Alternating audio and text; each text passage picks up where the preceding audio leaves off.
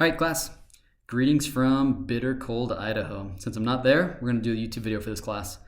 The first objective that we have for today's lesson is to use heat capacity to figure out how much heat has to go into a material in order for it to increase its temperature by 1 degree. We're then going to introduce this idea of phonons as a way to store heat in materials. We'll relate this to things like the Dulong-Petit limit and the Debye temperature.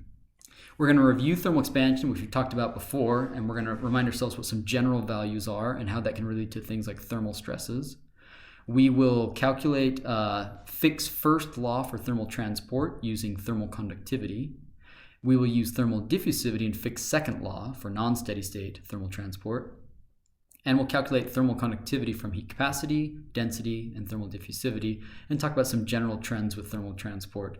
At the last, we'll say a few words about thermal shock. So let's think for a minute about all the things that do happen when you heat a material up. It expands, there's all these vibrations, it might melt, it could decompose, ductility changes. All sorts of things happen as things heat up. So one of the really important things that we need to make sure that we know and understand is how much energy does it take for things to heat up, right? So that quantity is the heat capacity. Heat capacity, usually written as C, right, is equal to dQ over dt. That's the change in heat, the change in, the heat or the energy going into the system divided by the change in temperature. Sometimes it's written as a specific heat where it's on a either per mass or a per mole basis, okay? So the units are going to be an energy per either mole of substance, Kelvin, or the heat per mass of substance per Kelvin, okay?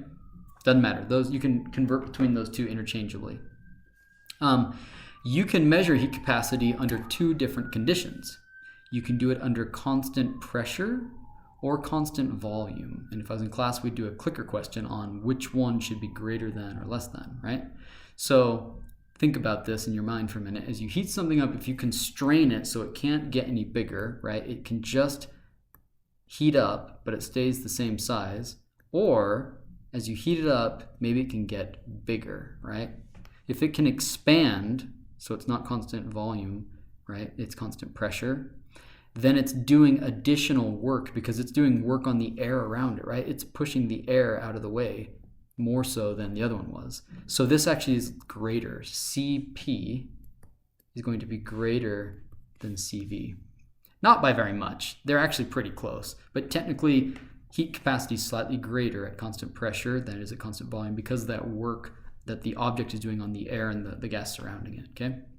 So the energy is getting absorbed as you heat it up, right? The energy has to go somewhere, so where's it go? It can go lots of places. It can become electronic. So the electrons that are in your material, they can start to have a higher kinetic energy. Maybe they move faster, occupy higher energy levels. There can be magnetic transitions. So the spins in your material, we've said just a few words about spins so far in this chapter, but they might be aligned at a low temperature, right? Here you see this like reversible pattern. That might get changed. At a high temperature, maybe they just become every which way. They just get totally broken up, okay? That's one possibility. That absorbs some energy. Neither of those absorbs very much energy. The vast majority of energy where it goes to is in vibrational, right? So the atoms are literally vibrating, okay? And as you heat them up, they're going to vibrate with bigger frequencies and at bigger amplitudes, okay? The way that we quantify these vibrations is with the concept of a phonon. A phonon is a wave of displaced atoms, okay? So you've got your atoms in a lattice, and they're normally, we think of them as like this nice, perfect lattice, right? Where they're just regularly arranged, and up until now, we've been thinking of them as being like in fixed spots. So what this first thing I'm saying is that they're actually moving, right? They're moving up and down, side to side, in and out, all these different directions. They're moving all the time. And because they're moving, you might end up with scenarios where they move cooperatively together to form a wave. So imagine over here, in this picture off to the left, you can see that they have been displaced left and right. And in doing so, you end up with compressive regions and rarefaction regions, right? Where they're not very well compressed together. They're like, it's as if it was under tension, you could say. These sound waves, right? These are waves in a material that are ways of storing energies by having these waves existing in your material. Now, there's two different ways that you can have waves. There's longitudinal and there's transverse. Okay? There's longitudinal, transverse. What you're seeing here is a longitudinal phonon because the wave displacement, well, the wave is going this direction, right? That's the direction of our wave. And the individual displacements are also parallel to that. There's another way of having a wave called a transverse wave, right? So this we call sound waves, right? These first longitudinal ones here, these are sound waves, okay? So this literally the sound that you hear going through a material, if you were to put your ear to a train track and you hear the train coming, you're hearing longitudinal waves. Transverse waves do the opposite. So the wave is traveling this direction, but the displacements are transverse to it, right? They're orthogonal to it, okay? So think of this like doing the wave at a stadium. When you do the wave, right, the people over here do the wave and it eventually travels over all the way to the side of the wave. So the wave is traveling that way, but the displacement is vertical because people are raising their hands or standing up in a vertical orthogonal direction. We call these sometimes optical phonons. Optical phonons or optical waves as opposed to sound waves. So longitudinal, sound, transverse, optical, it's all the same thing, okay? Now, there's lots of different wavelengths that you can have. For example, take this first example. You've got the individual atoms represent the maximum and minimum, the troughs and the crests of the wave, right? But you can also have a longer wavelength. Like take a look at this one. Over that same number of atoms, it goes and it reaches a maximum and it goes back to the bottom. It hasn't even finished a whole wavelength, right? It's half of a wavelength that it's finished. It should go all the way to there to complete that. So there's lots of different wavelengths possibles, okay? So it's important to talk about either the frequency or the wavelength of phonons, and we can switch between those, okay? The frequency and the wavelength, okay? Now, these things are quantized, and they can only be so small. For example, you can't have a wave smaller than interatomic separations, right? Because the wave is made up of displaced atoms. So how are you going to have a wave where you don't have atoms at? You have to have it at the very smallest, it's going to be interatomic separation. But they can be very large, okay? All right, we'll come back to phonons a little bit more. Now, when you heat things up, the heat capacity, here they're plotting CV, that's the heat capacity at constant volume. And they're doing it as a function of temperature here. And you see that for these 4 different materials, lead, silver, aluminum, and diamond, they're all kind of behaving differently. They're all rising, but this one rises really fast and then it plateaus. This one rises moderate, it starts to plateau. This one is still in the middle. This one's not even rising yet. And yet if you were to take all 4 of those exact same materials and plot them divided by their Debye temperature, then they all line up. Moreover, they reach this value, this Dulong Petit value of 24.94. What is that? Dulong Petit, that's simply equal to 3 times R, the gas constant. Right? So essentially what this is you can store energy in a material by vibrating atoms, but there reaches a point when you can't store more energy. And 3 times the gas constant takes into account the 3 different dimensions, right? The 3 different dimensions, X, Y, and Z, that you can have vibrations. And once you're vibrating in all 3 of those different dimensions, you can't store, you're storing energy, but you're storing it at a constant rate. Okay, so the question is then, above the Debye temperature, is a material still absorbing energy when you raise its temperature, right? Yeah.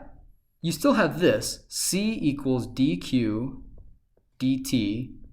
In other words, to heat a material up some degree of temperature, right? You still have to put heat into it. There's still a dQ there. It's just that this becomes a constant. This value becomes more or less a constant at high temperatures. So it still takes energy to heat a material up. It's just a constant source. Whereas at low temperatures, it doesn't take very much at all, and it's rising with temperature until it reaches the Debye temperature roughly. Okay. All right, we've already talked about thermal expansion. Let's just remind ourselves. Thermal expansion is when you heat something up, there's a change in temperature. It's going to produce a strain. There will be length final minus length initial divided by length initial, right? And the constant of proportionality for this is the linear thermal expansion coefficient if we're doing a linear change, right? The length changing. It's also possible to do it on a volumetric basis. So instead of taking the final length minus the initial length, you can take the final volume and subtract from that the final volume divided by the initial, and now you have a change in volume, right? Delta V over V. And for that, you need the volumetric thermal expansion coefficient. And these are not the same. Alpha L and alpha V are not the same. Typically, if your material is isotropic, remember isotropic means it doesn't matter the direction that you load it in, it behaves sort of symmetrically in all the different directions, then your volumetric thermal expansion coefficient is going to be 3 times the linear one. And we've already talked about where thermal expansion comes from, basically the average distance as you heat it up, as you move towards higher and higher temperatures. It's just occupying an average position that's a little bit further and further away for most materials. There's exceptions. But it's important to quantify thermal expansion. People get this wrong a little bit. So let's say that this is the strain in a material, right? Strain, like that's your change in length. Let's assume this is linear thermal expansion for a minute. So this is over here. This is delta L over L strain. And as you heat it up, if you started out right here, well, at any point, like at this point, you've got, that's your average thermal expansion. As you went from whatever that is, 80 degrees up to 400 degrees. You had an overall average thermal expansion given by the slope of that line. But the instantaneous slope, right, right there could be very different. It starts out and it's expanding, at a different rate than it is up there. So the instantaneous versus the average thermal expansion are typically very different because not all materials have this linear thermal expansion. Yeah, so take a look at this one. Your material might have a linear expansion coefficient over the whole range, right, where it's more or less linear, but it might be really bent. It might be one of these that has this negative thermal expansion. It can be lots of different values, okay? So just be aware that there's lots of different possibilities when it comes to thermal expansion. It doesn't have to be linear. Like silicate bricks expand at one rate and then they change pretty dramatically, right? Okay. So what are some typical values? If you're a metal, the thermal expansion is probably somewhere between 5 and 25 ppm per K. What does ppm mean again? That's parts per million. It's just like saying percent, which is parts per 100, but this is parts per million instead of 100, okay? So it's just like writing 10 to the negative 6 next to your number. Some materials have been designed, though, to have different thermal expansion. For example, if you could have a metal that has a really low thermal expansion, like a metal like Kovar, which is an iron-nickel alloy, it's designed to have a thermal expansion of about 1 ppm per K, and that's done intentionally so that you can bond it to glasses, which typically don't expand very much at all. If you find silica on these plots, so down here, yeah, vitreous silicon right here, that's quartz. Essentially, vitreous is not quartz. That's just like disordered quartz, amorphous quartz. It's almost zero, its thermal expansion. So if you're going to try and bond something to that, like in this tube, you need the metal to have the same thermal expansion, or it's going to expand a lot. Your glass is going to expand a little bit, but they're bonded together, which means they're going to break, that you're going to generate huge stresses in your material, and it's going to fracture. Generally speaking, ceramics expand less because they're deeper, right? The potential well, if we remember this, they're a deeper potential well, typically, and so they tend to be more symmetric, which means that the average position is not increasing as much as a metal, which tends to be more asymmetric, and polymers, not even close, like much less symmetric, okay? So because of that, polymers have really high thermal expansion, 50 to 400 ppm per K, because they have such weak bonding, right? Now, of course, you can cross-link it, and that can reduce your thermal expansion coefficient, right? Something that's interesting about quartz, and if I was in class today, I'd show you this. You can take quartz tubes and you can heat them up with a torch till they're white hot, well in excess of 1,000 degrees or so, and you can take it and you can quench it directly into water and it won't fracture because there's no thermal expansion. So when you quench it, it doesn't generate these huge stresses. We'll talk about thermal shock in a minute, right? Next up, let's talk about thermal conductivity. Thermal conductivity, we recovered diffusion last class, and we said that there's a flux of atoms, J, and it's going to be proportional to your diffusion coefficient multiplied by your concentration gradient. So you can also have heat transfer. Instead of a flux of atoms, J, you can have a flux of heat. We call that Q, right? So Q over AT, that is a flux of heat, right? Remember, a flux is always an amount of something per area per time. So Q over AT, that's a flux of heat. So it's not going to be proportional to a concentration gradient. Now it's going to be proportional to this temperature gradient. So if you have a hot side and a cold side, there's going to be motion from the hot side to the cold side, and dt dx is that gradient. And the constant of proportionality, just like you had the diffusion coefficient before, now you have another constant of proportionality, but we call it the thermal conductivity, right? And to make the units work, if you do a unit analysis, you'll see that the units of this have to be watts per meter Kelvin. okay? Watts per meter Kelvin in order for the units to work out. Sometimes this equation here, so it's Fick's first law for heat transfer. Sometimes we call this Fourier's law. Fourier's law, okay? What is this thermal conductivity? We showed you how to calculate the diffusion coefficient last class. We said, okay, diffusion coefficient is equal to a pre-exponential constant multiplied by the exponential of an activation energy for diffusion over kBT, right? Straightforward. That wasn't too bad. But what about thermal conductivity? Well, it's calculated differently. It comes from this. It's equal to the density multiplied by your thermal diffusivity multiplied by your heat capacity. Okay, so what are these things? Density we already know, but diffusivity, since kappa has to have watts per meter Kelvin, if you look at the units here, you've got, let's say, kilograms per meter cubed for density, multiplied by something for thermal diffusivity. Heat capacity, we already did that. It's joules per, let's say, kilogram of substance per degree Kelvin. So the kilograms cancel out. And to get watts per meter Kelvin, since a watt is a joule per second, then we have to have meters squared per second. That way, these cancel out and you're left with joules per second meter Kelvin, which is the same as a watt per meter Kelvin. Okay, so that's the units of this thermal diffusivity. What is it? Well, thermal diffusivity is the constant of proportionality for Fick's second law, right? So if you take the derivative, the partial derivative of dt, d temperature, d time, that's going to be equal to thermal diffusivity times the gradient in your temperature, like your temperature gradient. That's the second derivative of dt dx, okay? And in last chapter, we talked about this expression with mass transport. We said that the concentration at position x, right? Concentration at position, x, not s. It's going to be minus your initial concentration.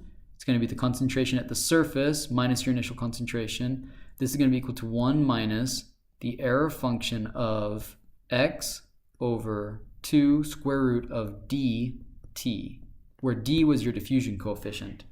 Here, we're not using the diffusion coefficient, we're using alpha, our thermal diffusivity. So thermal and mass transport are basically the exact same, except that in mass transport, you use the same constant of proportionality, d here, as you did for Fick's first law, d. It was the same constant. Well, the same material property, the diffusion coefficient. But in heat transfer, we have to use thermal conductivity here for Fick's first law, whereas we need to use thermal diffusivity here for Fick's second law. That's the only difference. Otherwise, it's the exact same. The error function table, everything else is all the exact same that you did like we did in mass transport. Now, heat can be conducted lots of different ways. The total thermal conductivity has components coming from phonons, right? As phonons move through material, they carry heat with them, but electrons moving through material can also carry heat. You can radiate heat. You can have convection. All these different ways are possible, okay? A while back, they realized that, there's a relationship. Typically speaking, if you have a metal that conducts heat well, it also conducts electricity well. Right? This relationship is called Wiedemann-Franz law. The Wiedemann-Franz law says L, that's your Lorentz number, which is equal to 2.44 e to the negative 8, right? That has units of ohm watts per meter squared. Basically, that's kind of a constant. In reality, it's not a constant. It's not like Wiedemann-Franz law is an actual law. There's lots of exceptions to it. But many materials, it's sort of a rule of thumb. If you take your thermal conductivity, divide it by your electrical conductivity, divide it times temperature, it typically equals this number. Most materials, it's plus or minus like a factor of 2 for this Lorentz number. So it's sort of a useful thing, okay? There's other ways that you can change the thermal conductivity. So for example, here they're plotting thermal conductivity on the y-axis, right, which we use the kappa symbol for. And here they're doing composition. So it's going from pure, copper. This is pure copper over here, and that's pure tin over here. So we know that copper is a great conductor of heat, but when you start adding tin to it, it falls. And when it's around 50%, that's as low as it gets basically, and then it starts to slowly rise a little bit to tin. So essentially what you're seeing mass disorder as you introduce lots of different types of atoms, right, in the structure. Obviously this would be crystalline, not amorphous, but the ability for a phonon to travel through here is poor because there's lots of different types of atoms, and that causes phonon scattering. So this phonon, rather than traveling through it nicely, it could get scattered and change direction, and then it travels here and it might bounces. Right, so this variety of different defects can reduce the thermal conductivity. Okay. Now there's other ways to reduce thermal conductivity, right? Let's take a ceramic. In a ceramic, there's no electrons, right? There's no free electrons. They don't conduct electricity. So the main thing carrying your heat is phonons. And these can be scattered easily. A typical ceramic will look like this. If you plot its thermal conductivity versus temperature down here, you'll see that it rises and it's proportional to temperature down here. That's because at low temperatures, the number of phonons is proportional to temperature. So the higher your temperature you go, the more phonons there are that can carry heat. So that's a good thing. So your thermal conductivity goes up at first because there's more phonons available to carry heat. And the scattering that they're experiencing is really from things like grain boundaries and surfaces. However, we cross over to a different regime, which has typically kappa to the negative, t to the negative squared or 1 coefficient. What's happening here is you get so many phonons that they start to scatter into one another. This phonon's traveling and it bounces into another one and that scatters at some third direction. So this is called Umklapp scattering. If it's a phonon-phonon scattering event, that's where phonons start to scatter off of one another, right? So think of it like a train and a subway, right?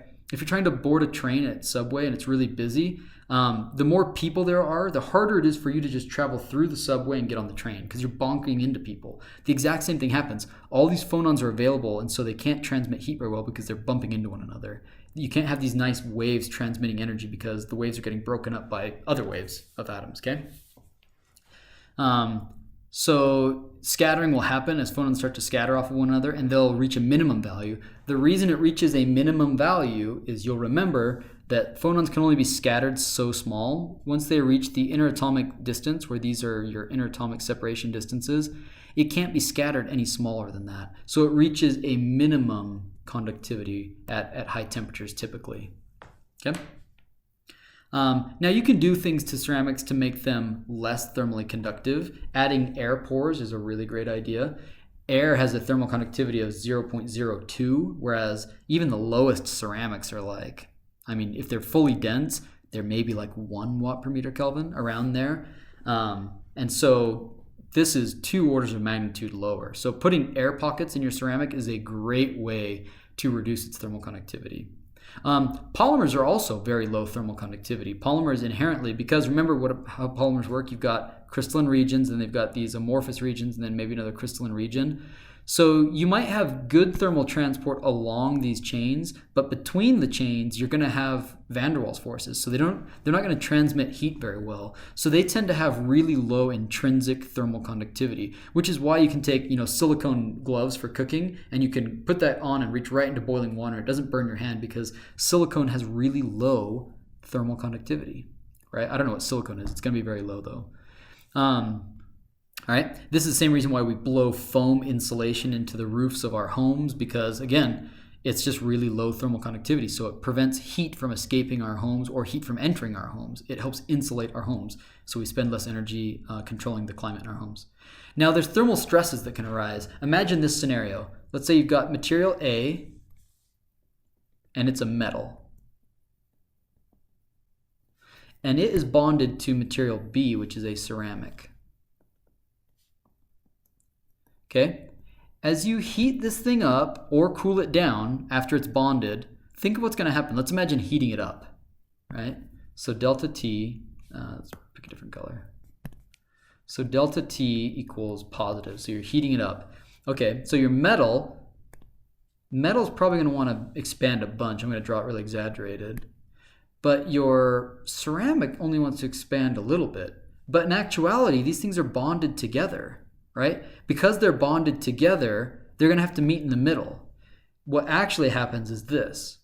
You get your ceramic being a little bit stretched, and you get your metal being a little bit squished. Okay? So, in other words, this is under compression, whereas your ceramic is under tension. What do we know about ceramics and tension? It's a bad idea. it's going to fracture. Sure enough, because it's being stretched more than it wants to, it's going to form cracks and it's going to break. It's very rare that your metal would break under this scenario because first off, it's under compression, and materials tend to all be stronger under compression than tension, but ceramics are particularly weak under tension. So this is how you get thermal stresses causing thermal fracture, okay? You could calculate the actual stress in each component. So we know that the strain, if they're bonded together, then the overall change of the dimension of the object, delta L over L, is the same, right? So let's do this. We'll say that delta L over L is the same. It's the same for both of those, okay? Strain is the same. But the stresses that exist in your material is going to be proportional to Young's law, or Hooke's law, your Young's modulus, times the thermal expansion of that material times the change in temperature, right? So you could actually calculate what's the stress in each component, and I've done an example of that here on YouTube if you want to watch that, okay?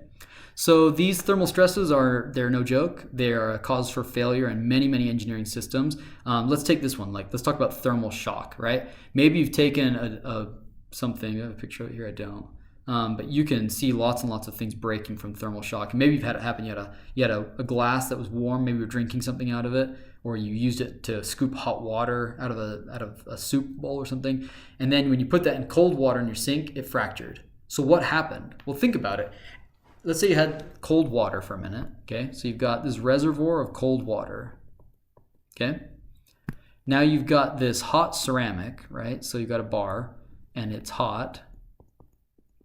Well, the second that you put that in the liquid, think of what's happening. As it enters the liquid, this region is still hot, so it's expanded. But this region down here is now cooling off, so it's starting to shrink. So you have a mismatch. You have strain building up in your material because this part wants to shrink and this part is still expanded. And since ceramics can't tolerate plastic deformation, they just fracture, they just break, okay? So if you want to prevent this from happening, what could you do? Well, you could increase your thermal shock resistance, TSR. The way that you do that, first off, use a stronger material. Your bend strength, your yield strength, your material, we'll call that sigma F, the strength at failure. The higher that is, the less likely that you're going to get thermal shock and fracture, obviously. Stronger material, less likely. Also, having a higher thermal conductivity will help. Why is that? Well, think about it. If it's a higher thermal conductivity, then this heat's going to be able to move quickly down to here, and that cold temperature is going to equilibrate it to become an average temperature much more quickly. So that way, if you don't have as big of a temperature gradient, right, the delta T across your sample is going to be reduced if you have a high thermal conductivity material. That's going to mean that you have better odds of it not fracturing, right, because there's not as big of a strain difference. Now, this is going to be made worse by having a high modulus. High modulus just means that for a given stress, you get a little bit of strain, right? So a more compliant material, a lower modulus material is going to allow more strain for a given stress, okay? And then a lower thermal expansion will also help you. A high thermal expansion is bad because if this thing cools off in this region, when it cools off, if it has a high thermal expansion, it's going to want to shrink a lot. That's going to produce a lot of strain. If it doesn't have a high thermal expansion, it won't shrink as much, and that won't produce as much strain. So that's your thermal shock resistance, and you'll find that the materials that are the sort of best out there take advantage of this. Take like soda lime glass. This stuff breaks really easy because its thermal expansion coefficient is 10, almost 9 ppm per K. But borosilicate Pyrex glass, which is known for not breaking nearly as easily, its thermal expansion is 3 times less, right? When you reduce that by 3, you make your thermal shock resistance better by a factor of 3. And you can use this to your advantage. Here's some cool videos basically where they control thermal shock resistance to either fracture or not fracture material. In the case of the alumina, they introduce porosity. By introducing porosity or not, you can change the gradient in your material. All right, let's do some examples of this. So let's do this first one. It says, you decide to do a half Ironman in November, and it features a 1-mile swim in Bear Lake. If an average male adult swimmer has a body surface area of 1.9 meters squared, and they weigh 170 pounds, they're going to spend 35 minutes in 40-degree water wearing a full-body 3mm neoprene wetsuit. The thermal conductivity of that polymer wetsuit is 0.054 watts per meter Kelvin. The question is, first, how much heat will his body lose? The second is, if the heat capacity of a human body is known, 3,470 joules per kilogram, what will be their final body temperature? And then the last thing is, okay, if hypothermia occurs when your body gets below 95 degrees, should this person be worried about getting hypothermia, right? So let's work through this. There's a lot to do here. First off, we need to figure out to go from 95 degrees Fahrenheit, first off, we start out at, let's call it 98.6 degrees Fahrenheit, although the human body is actually not exactly that. But to go from there to 95 degrees Fahrenheit, how much heat are we talking about, right? We have to figure out first, how much heat is that, okay? What's the total amount of heat? So let's do that one first. Let's turn these into Kelvin, okay? 98.6 degrees Fahrenheit is 310 degrees Kelvin. And, okay, the water, if it's 40 degrees, so that's 98.6 Fahrenheit. If it's 40 degrees Fahrenheit in Kelvin, that is 277 Kelvin. Okay? So let's figure out how much heat they're going to lose and see if we're going to lose too much. Okay? So to do that, we're going to set up Fick's first law. We call this Fourier's law, right? Q, the heat that we lose, is equal to the negative constant of proportionality, kappa, then dt dx. Okay? Well, this was equal to negative 0.054 watts per meter Kelvin. That was the thermal conductivity of our neoprene wetsuit. The temperature difference, let's assume that on the inside of the wetsuit it's the same as your body, so it's at 310 degrees Kelvin, and the water is the temperature of it on the outside, so 277, that's our cold Bear Lake water. This is divided by a thickness of the wetsuit. We said it's a 3 mil wetsuit, so 3 millimeters, right? So it's going to be 0 minus 3 times 10 to the negative 3 meters, okay? When we plug all of this in, we find that our flux of heat is 594 watts per meter squared. Remember, this is the same as joules per meters squared per second. So that's the amount of heat in joules, the energy per area per time. So it's a flux, okay? Let's multiply this times the human body. So times 1.9 meters squared, okay? And then we also need to multiply that for how long they're in the water, which is 35 minutes times 60 seconds. So times 35 times 60 seconds, okay? And we find that the total amount of heat that gets lost during this triathlon swim is 2.37 million joules. 2.37 times 10 to the 6th joules. That's with a wetsuit. You are losing a ton of energy to be in that cold water, even though you have a really nice wetsuit. Okay? So let's do the math and figure out, did this person get hypothermia, right? So to do that, we need to look at, okay, if that's the amount of energy that they lost, right? This is the amount of energy that they lost. How much change in body temperature does that translate to? To do that, we need to use heat capacity. We say that C, our heat capacity, is equal to the change in heat, dq, dt, right? To lower your temperature, it has to take some energy. So we know these things. The heat capacity itself is equal to 3,470, that's in joules per kilogram Celsius, which is the same as per Kelvin since they're on the same scale.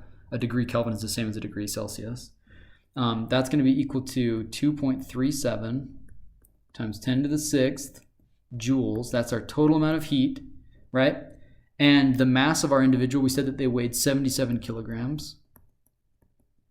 Okay? And the change in, divided by the change in temperature, so for some delta T. So when we solve for delta T equals 8.8 Celsius. They lose 8.8 degrees Celsius or Kelvin, right? So if you do the math and convert that back to Fahrenheit, the temperature of your individual at the end of this race, this marathon, should be 82 degrees Fahrenheit, which is hypothermia. So what's wrong here? What's wrong with this math? Our math is all fine, but what are we neglecting? Because people do swim Ironmans in much colder water than this all the time, and they're not dying of hypothermia.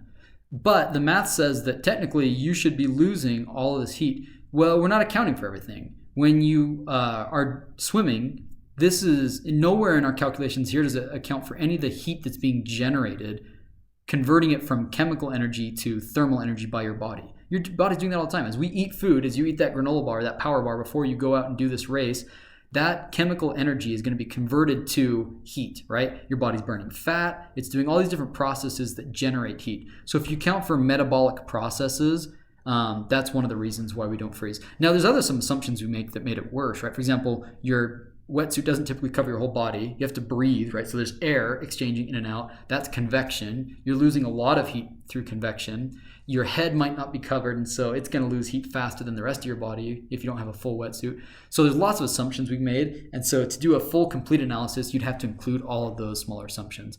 But that's this first one here, right? All right, so basically, yeah, according to our calculations, they should be worried, but we know that these calculations left off a lot of important assumptions, like mainly that your body's generating heat. Okay, let's do another one. How about this one? It says, okay, example of fixed second law for thermal transport. If a diamond, and diamond is the world's best thermal conductor, there's nothing better than diamond.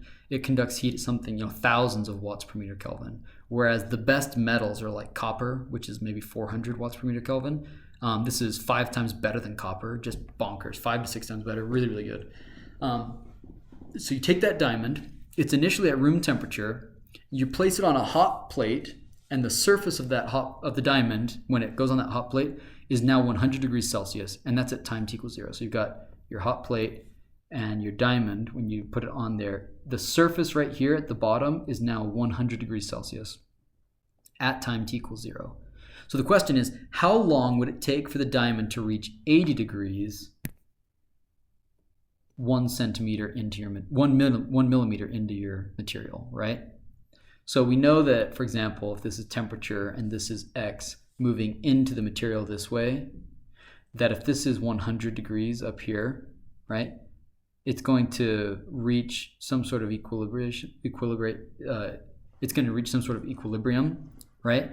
And the higher the thermal diffusivity of your material, the faster it is going to be able to get there, okay? So this question says that the thermal diffusivity of diamond is 11 centimeters squared per second. So let's go ahead and set this thing up. We're going to use fixed second law because time is changing, so it's not a constant rate. It's changing with time. So let's go ahead and set this up. We know that Tx, the temperature at some position x, is going to be equal to the initial temperature of our diamond divided by the surface temperature minus the initial temperature. This is going to be equal to 1 minus the error function of x, some distance x into the material, divided by 2 square root of alpha t. Okay? So again, we're being asked how long would it take. We're going to be solving for time. We're eventually going to solve for time because we're asked how long. So let's plug everything in and see what we got. Okay? So Tx, that's 80 degrees Celsius. It's initially at 25, did it say? Is it initially at room temperature? Let's call that 25 degrees Celsius, right? The surface is, we're told 100 degrees minus 25. This all equals 1 minus the error function of, we're 1 millimeter in, so let's put this in centimeters. That's 0.1 centimeters. The reason we want it in centimeters is because thermal diffusivity was given in centimeters squared, so that way they'll cancel out. So 2 times 11 centimeters squared per second times t. So those centimeters are going to cancel out. So when I plug that in on the left-hand side of the equation, plugging everything in, we find that we can rewrite this now as the error function, we'll just call it z, everything inside the parentheses, we'll just call it z for a minute. Error function of z is equal to 0.2666, right? So we need to use our error function table to figure out what z is. So if the error function of z equals 0.266, then it's between these two, right? So we need to figure out which value it is since it's between those. The easiest way is to use the table that we taught you last class, which is as follows. Y minus y naught over x minus x naught equals y1 minus y naught over x1 minus x naught, where 1 and 0 represent the values above and below our point. So our point is between these two, right? So let's go ahead and plug those in. So we know error function of z. So we know, let's call that y. We know that it's equal to 0.2666. So let's subtract from that the number below it, which is 0.2227. 2227. So we're subtracting the smaller number, right? Then this x is what we don't know. We're going to solve for that, minus 0.2. That is all equal to 0.2763 minus 0.2227. 2227. Let me redraw those. They got messed up. 2227. This is all divided by 0.25 minus 0.2, which is 0.05. So solving for x, we find that x is equal to 0.2408. 0.2408. So 0.2408, that's equal to 0.1 centimeters divided by 2 times the square root of 11 centimeters squared per second times time. Plugging in and solving for time, we find that time is equal to 3.92 milliseconds. Or in other words, diamond will equilibrate temperature extremely fast because it's the world's best thermal conductor. Okay, so that's chapter 17, which is thermal properties, and I will see you guys next time in class on Wednesday.